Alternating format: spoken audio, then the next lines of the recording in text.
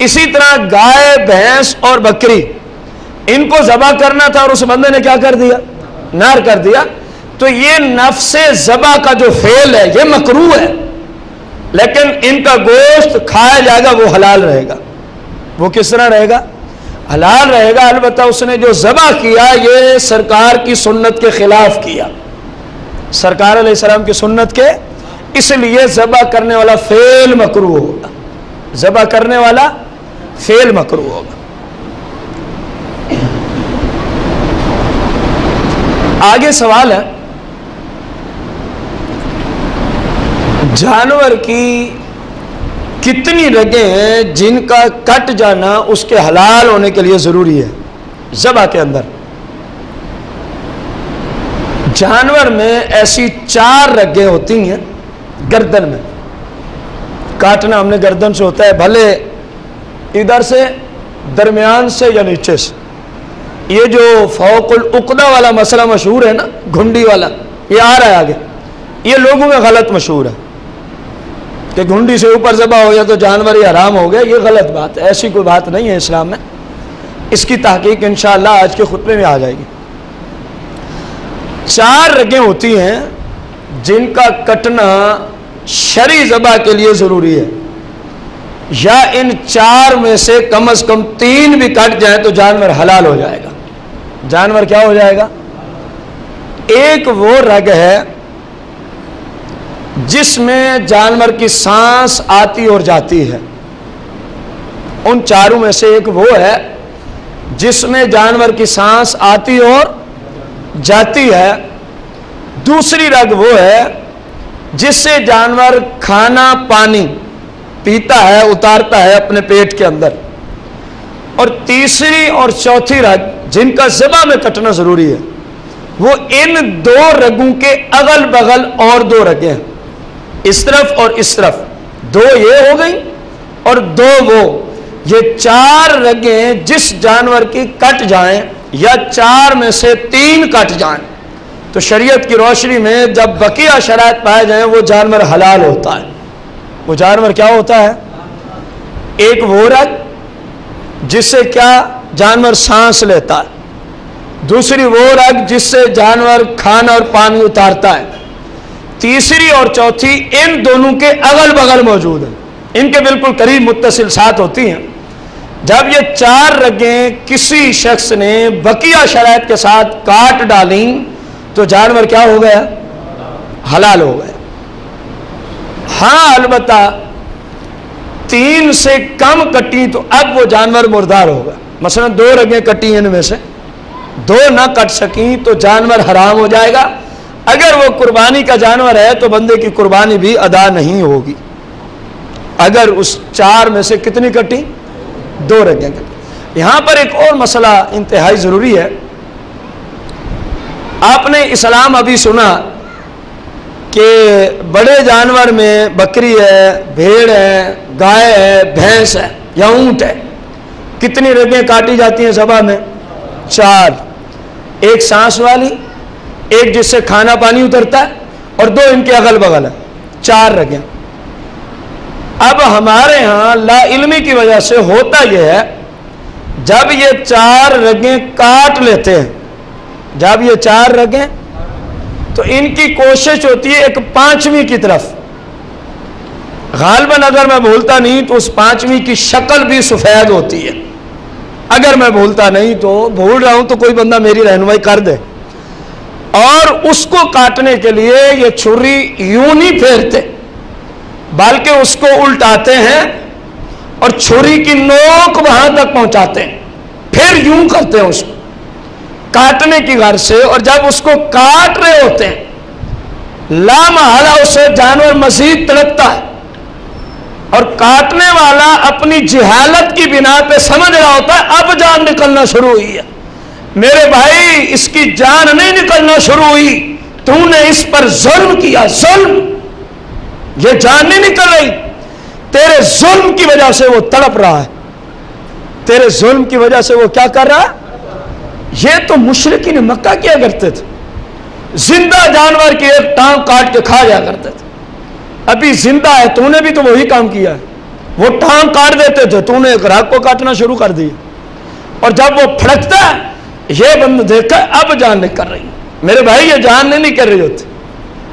اس طرح کرنا اسلام میں جانور کو ایذا دینا ہے، تکلیف پہنچانا ہے، جس کا قیامت کے دن جواب دینا ہو۔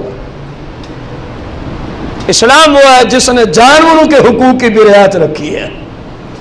بندہ کہے جی جانور کی وجہ سے ہم انسان ہو کے جواب دیں گے، جی ہاں جی۔ سرکار علیہ السلام نے ایک دن فرمایا، اے صحابہ میں نے معراج کی رات ایک خاتون کو بنی اسرائیل کی جہنم میں ایک بلی کی وجہ سے جلتے ہوئے دیکھا۔ اس نے بلی کو باندھ رکھا تھا، نہ کھانا پانی دیتی تھی نہ چھوڑتی تھی کہ بیچاری وہ خود چل سکتی، ظلم کیا اس نے ایک فرد کے ساتھ، اسی وجہ سے رب نے اس کو کہاں ڈالا ہوا تھا۔ صحابہ تڑپ گئے، یا رسول اللہ کیا حیوانات کے بارے میں بھی ہم سے پوچھا جائے گا؟ سرکار نے فرمایا جس جس چیز میں میرے رب نے جان ڈال دی ہے ہر اس چیز کے بارے میں تم سے قیامت کے دن سوال کیا جائے گا، اگر اس کے ساتھ زیادتی کی تو اس کا تمہیں جواب دینا پڑے گا، اس کا تمہیں کیا دینا پڑے گا۔ تو اب یہ پانچویں رگ جو کاٹ رہا ہے اسے پوچھیں یہ کون سا اسلام ہے؟ اسلام نے تو صرف کتنی رگیں رکھی ہیں، وہ اس نے کاٹ ڈالی۔ اب یہ پانچویں کی طرف گیا، اس کے لیے تکلیف اٹھائی، چھری کو الٹا کیا، اس کی نوک کو خاص طریقے سے وہاں پہنچایا۔ میرے بھائی یہ اسلام میں کاٹنا گناہ ہے، اس کی اجازت نہیں ہے، یاد رکھیں اس مسئلے کو۔ رسول کائنات فخر موجودات علیہ الصلاۃ والتسلیم کی شریعت مطہرہ کی روشنی میں اگلا سوال اور بڑا اہم ترین سوال ہے، کیا اگر کسی جانور کو فوق العقدہ، یہ جس کو آپ گھنڈی سی بولتے ہیں جانور کی اس جگہ ہوتی ہے، اس کے اوپر سے اگر کوئی ذبح کر ڈالے اور یہ نیچے کی طرف رہ جائے اور یہ کس طرف چلی جائے، کیا وہ جانور اسلام کی روشنی میں حلال ہوگا یا حرام؟ اس کا جواب اس میں جو تحقیق ہے فقہاء اسلام کی، جس کا ذکر بڑی شد و مد کے ساتھ امام اہل سنت مجدد دین و ملت مولانا شاہ امام احمد رضا خان رضی اللہ تعالیٰ عنہ نے فتاوی رضویہ کی 20ویں جلد کتاب الذبائح کے اندر کیا، بڑی شد مد کے ساتھ لوگوں کے اس غلط عقیدے کو، نظریے کو آپ نے رد فرمایا۔ شریعت کی روشنی میں لوگ یہ سمجھتے ہیں شاید اس گھنڈی سے اوپر والی جانب سے جانور ذبح ہو جائے تو وہ کیا ہو جاتا ہے؟ حرام۔ یہ لوگوں کا نظریہ، جبکہ شریعت کا نظریہ یہ ہے کہ جہاں سے مرضی، یہ گردن ہے نا اس کی، یہ پورا حلقوم، پوری گردن یہ ذبح کی جگہ ہے، جس جگہ سے بھی اس کے اعلیٰ سے، اوسط سے، اسفل سے، جس جگہ سے بھی ذبح کیا جائے، مقام تحقیق وہی ہے جو پیچھے ابھی گزرا، معیار گھنڈی نہیں۔ حلال و حرام کا معیار فوق العقدہ یا تحت العقدہ نہیں، بلکہ 4 رگوں کا کٹ جانا معیار ہے۔ 4 رگوں کا کٹ جانا ذبح میں، ایک بندے نے جانور ذبح کیا اور لوگوں کے نظریے کے مطابق کیا، اس گھنڈی سے نیچے 2-3 چھلے چھوڑ کے اس نے ذبح کیا، جو جانور کی گردن میں ایک خاص رگ میں ہوتے ہیں، لیکن 4 میں سے کتنی رگیں کاٹی اس نے؟ جانور حرام ہو گیا، مردار ہے۔ اور ایک بندے نے فوق العقدہ، گھنڈی سے اوپر کی جانب سے جانور کو کیا کر دیا؟ 4 یا 4 میں سے کوئی 3 رگیں اس نے کاٹ ڈالی۔ اسلام کی روشنی میں وہ جانور بالکل حلال ہے، وہ جانور بالکل، البتہ کوشش کی جائے کہ گھنڈی سے نیچے سے ذبح کیا جائے، یہ ایک الگ مسئلہ ہے، کوشش یہی ہونی چاہیے۔ اگر کسی طرح اوپر سے بھی مسئلہ ہو گیا تو معیار وہ گھنڈی نہیں، معیار ہے 4 رگیں، یا 4 میں سے کتنی کٹ جائیں؟ کم از کم اس حالت میں کٹ جائیں کہ کٹنے سے پہلے اس کاٹنے والے کو اس بات کا علم ہو کہ یہ جانور ابھی زندہ تھا جب میں نے چھری شروع کی تھی، بھلے سے تھوڑی سی حیات بھی باقی ہو، وہ جانور حلال ہو جائے گا۔ جانور کیا ہو جائے گا؟ حلال ہو جائے گا۔ رسول کائنات فخر موجودات علیہ السلام کی شریعت مطہرہ کی روشنی میں جانور کو ذبح کرنے والے میں کتنی شرائط ضروری ہیں کہ جانور کو ذبح کیا اور وہ حلال ہو گیا، اور وہ کیا ہو گیا؟ یعنی ذبح کرنے والے میں کتنی شرائط ضروری ہیں۔ سادہ لفظوں میں پہلی شرط، اہم ترین شرط، کہ جس شخص نے جانور کو ذبح کرنا ہے اس کا مسلمان ہونا ضروری ہے، اس کا مسلمان ہونا ضروری ہے۔ کسی کافر نے جانور ذبح کر دیا بھلے ہمارے طریقے پر، وہ جانور مثل کتے اور خنزیر کے ہیں، مردار ہے۔ جس جانور کو کس نے ذبح کیا؟ یہ جو مرزائی ہے نا، قادیانی، یہ بھی کافر ہے، یہ ذہن میں رکھیں۔ مرزائی، قادیانی، ان کے ذبیحے اور ایک بت پرست کے ذبیحے میں کوئی فرق نہیں، یہ یاد رکھیں۔ اسی طرح جو گستاخ رسول ہے، جو رسول کریم صلی اللہ علیہ وسلم کی شان میں بکتا ہے، اس بدماش کے ذبیحے اور ایک بت پرست کے ذبح کرنے میں اسلام میں کوئی فرق نہیں ہے، یہ ذہن میں رکھیں۔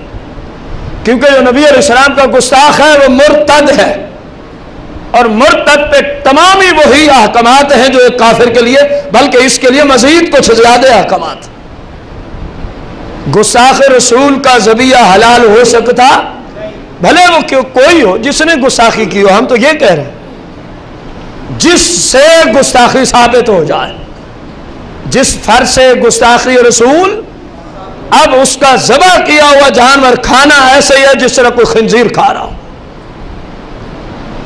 قربانی والوں خیال کر کے ذبح کروانا، تمہارے ارد گرد بہت سارے گستاخ رہتے ہیں، پتہ بھی ہے تمہیں، لیکن تم کہتے ہو خیر ہے، خیر نہیں ہے، ہر جگہ خیر نہیں چلتی، کہیں اسلام کو بھی مان لیا کرو۔ قربانی بھی نہیں ہوگی، جب جانور ہی مردار ہو گئے تو قربانی کہاں ہوگی؟ یار ایک بندہ کہہ رہا ہے نبی علیہ السلام معاذ اللہ مار کے مٹی میں مل چکے ہیں، آپ بتائیں یہ بندہ مسلمان ہے؟ آپ کو اسلامی اصول بھلے نہیں آتے، اصولوں پہ کلام کرنا تو ہم جو بیٹھے ہیں، جس بدماش کو ضرورت ہے اتر آئے میدان میں، ہم اس کی زبان بند کر دیں گے قرآن و حدیث کی روشنی میں بحمدی تعالی۔ اس میں کمال میرا نہیں، کمال میرے مسلک کا ہے، کیونکہ میں جس مسلک کو مانتا ہوں وہ حق جماعت اہل سنت کا مسلک ہے، جس کا ہر عقیدہ قرآن و سنت کے مطابق ہے۔ کمال آپ کے مناظر کا نہیں ہوتا، اہل سنت کے مفتیوں کا کمال نہیں، ان پہ تو اللہ کا کرم ہے کہ اللہ نے ان کو ایسے مسلک میں آنے کی توفیق دی ہے کہ جس مسلک کی حقانیت قرآن بھی بولتا ہے، سرکار کا فرمان بھی بولتا ہے۔ تو کسی گستاخ رسول کا ذبیحہ شریعت کی روشنی میں حلال ہو سکتا، اور اگر وہ جانور قربانی کا ہے تو اس بندے کی قربانی بھی نہیں ہوگی، اس بندے کی قربانی بھی، پہلی شرط۔ دوسری شرط ذبح کرنے والے میں کہ وہ کیسا ہونا چاہیے تاکہ جانور حلال ہو جائے، اس کے لیے عاقل ہونا ضروری ہے، عقل مند ہونا، بالغ ہونا ضروری نہیں۔ ایک بچہ جو ابھی بالغ نہیں لیکن سمجھ رکھتا ہے، ذبح کے فعل کو سمجھتا ہے کہ ذبح کیا ہوتا ہے، جانور کو کس طرح ذبح کیا جاتا ہے، اور اس پہ قدرت بھی رکھتا ہے، تو اس بچے کا جو سمجھدار ہے، قدرت رکھتا ہے، اس کا ذبیحہ شرعاً حلال ہے۔ عقل مند ہونا ضروری ہے، بالغ ہونا ضروری نہیں۔ بالغ ہونا ضروری، ایک بندہ بالغ ہے لیکن عقل نہیں رکھتا، مجنون ہے، تو اس کا ذبیحہ حلال نہیں ہوگا، اس کا ذبیحہ حلال۔ تیسری شرط، جانور کو ذبح کرنے والے کے لیے جو جانور ذبح کر رہا ہے مسلم، یعنی پچھلی دونوں شرطوں کے ساتھ تیسری شرط، این چھری پھیرتے وقت بسم اللہ اللہ اکبر کہنا، این چھری پھیرتے وقت بسم اللہ اللہ اکبر تکبیر کا سب سے اچھا طریقہ جس کو اسلام نے پسند کیا وہ یہی لفظ ہے، بسم اللہ اللہ اکبر۔ بسم اللہ کے بعد واو بھی نہ ڈالی جائے، بسم اللہ واللہ اکبر، اگرچہ جانور حلال ہوگا لیکن فقہا نے اس طریقے کو مکروہ کہا۔ اصل طریقہ جس کو شریعت نے پسند کیا تکبیر کا، این چھری پھیرتے وقت کیا پڑھنا ہے؟ بسم اللہ، پڑھنے سارے بسم اللہ، چھری پھیر دے، یہ تیسری شرط۔ اگر اللہ کے نام کی بجائے کسی اور کا نام لیا اور جانور کو کیا کر دیا؟ مثلا بے اسم یا عبد القادر، غوث اعظم کا نام لیا بجائے اللہ کے نام کے، اور کس وقت لیا؟ اس کی بڑی ضرورت ہے سمجھنے کی۔